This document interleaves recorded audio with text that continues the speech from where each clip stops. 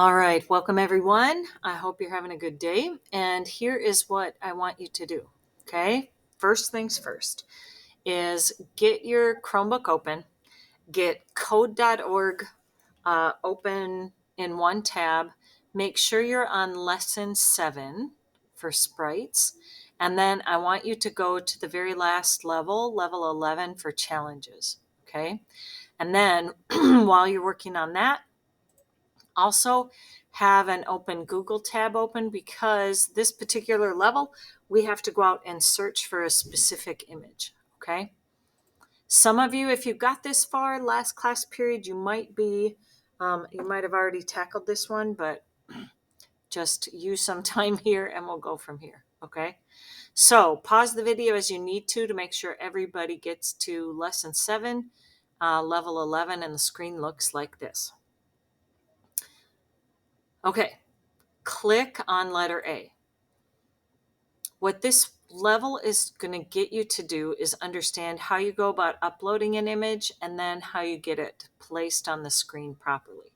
All right, so I'm going to drag this down a little bit so that we can see all of the directions and instructions. Okay, the first thing it's going to ask, and actually it says here we're going to make a flying kite, and if I hit run, you're going to see what's wrong with this image right here. So I see I've got a background.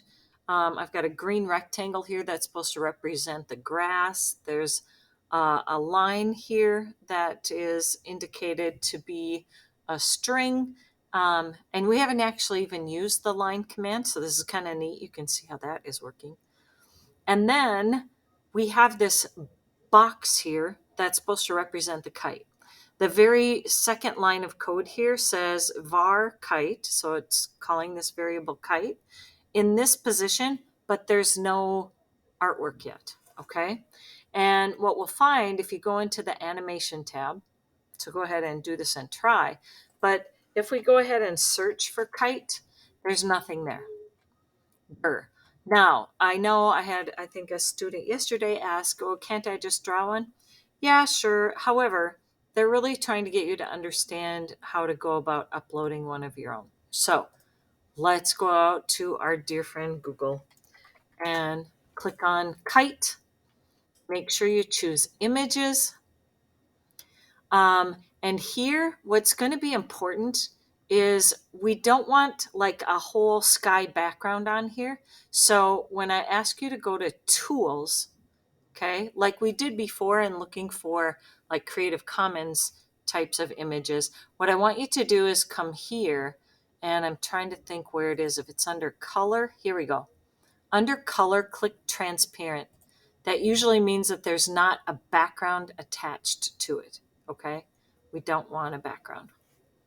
Now, what code.org doesn't tell you is that we actually have some size limits on the files. But for now, here's my recommendation. Try to choose something that's very simple, meaning not an actual photographic image, but something that is set up like clip art. Okay. And then we'll give this a whirl and see what's happening. I would say don't get one with a string or with people on it or with some kind of background. Okay, so I'm just going to stick with like this first one here. Okay, here's the image. Go ahead and save the image as, don't copy it, but save it. Sometimes when you do that, you'll see you get some more options that fall underneath that one. And then go ahead and save this image onto your desktop or in your Google Drive. Okay. As you're saving it, on mine, I always see that it'll tell me what type. Notice this is a PNG image, which is good. Web type page, WebP, those files don't work. So see if you can find something that's either a JPEG or a PNG file. Okay. Pause here in case you need some people, give them an opportunity to get to this spot. Okay, now I'm at the point, since I couldn't find anything here, I'm going to say I'm going to upload an image, and I'm finding my kite, and here we go. Okay, sweet. Here's my kite image now loaded into my animation tab. If you get a message saying that the file size is too big, bummer. You have to go out and find another one and try to find a smaller file size. Go back to code, and now what you'll notice is that it's giving you an error message saying, hey, you've defined this variable to create a sprite. It's at this position, but we haven't used the kite variable yet. What we're missing is this part right here. So click on the sprites part of the toolbox, find the set animation tab, and go and put it right there on that open spot on line 3. Rename your variable as kite, and now in the drop down, it should be there. Ta-da. Now, oh, it's got all this white space in the background. Ugh, I don't like that. Okay, it was supposed to be transparent and not have that in there. If you are super picky, like I often am, what I am probably going to do is take this image and get the background out of there with our favorite old website that we learned that very first couple of weeks of school was remove BG to get that background out of there and remove the background. So just because I'm going to kill a little bit of time here while you're working, I'm going to remove the background on this kite, download it again with the background taken out of there. Did it give it to me to do? Oh, it must be there. And then in code.org, I'm going to go back here, take this kite out of there, and upload the one with the removed background wherever that one went. Let's see. File name. Kite. I wonder what it was called. Something with background removed. Now I'm going to have to go back and look for it. Boom, boom, boom, boom, boom. It's probably in my downloads. Duh. Let's see if I can find it.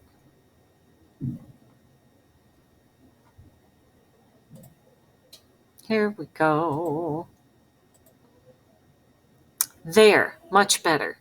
Now I have to go back and re-choose the kite. Now it looks like this. Now in my picture, this kite looks wonky and weird because it's not facing the right way. I'm going to come in here and flip it vertically this way so that now it's going to look a little better. So when I run it again, it looks a little better. Okay. Now, if you want to play a little bit with the positioning of this thing, like for example, this looks a little too high for me, and maybe I don't want it quite as far to the left for my X position. So I'm going to say 275 and maybe move this to 100. That'll move it down the screen and a little to the left. Oh, I got to have it come more to the left. So instead of 275, how about 250? Oh, that's worse. Or it's the other way. 262. That's kind of splitting the difference. What? Oh. That's because I said 2,620. All right, that's a little better. Okay. So that's the first part, is showing you how to upload an image. Now I'm going to give you a little preview of lesson 8 so that you can see what's coming. All right. In lesson number 8, they're going to talk about and introduce you to properties for your sprites.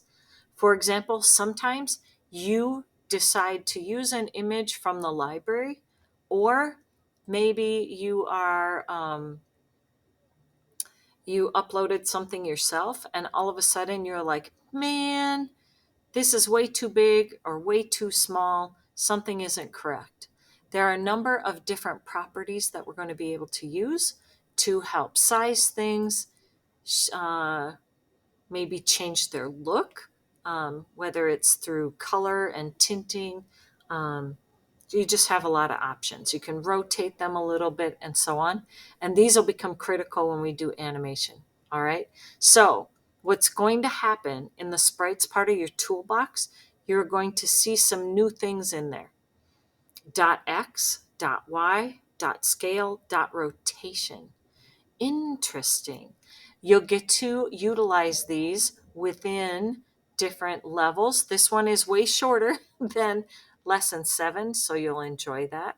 And you'll get to see how to use these particular properties as you go. I'm really not going to say much about them, just let you explore and kind of learn on your own. Lesson, or I should say, level number 4 is the practice level. And on this one, so let me get here quick. Level 4 has a scale and a rotation. I want you to do both of these so that you get used to figuring out what numbers do I use for scale. Hint, 1 is the original size. If you go bigger than 1, you're going to make your sprite bigger. And if you use a decimal, 0 point something, that's how you make it smaller. Rotation, I believe, is in degrees. So start thinking geometrically that way. The level that I need to see that goes in the grade book has to do with scale. All of this food doesn't fit on the plate, so your job is to introduce scale to make the hamburger, the watermelon, and the french fries fit on the plate without hanging off the edge. And then if you get to the challenges on this level, go ahead and try all 3. They're fascinating and tons of fun. Okay? Good luck. Have a good day and happy coding.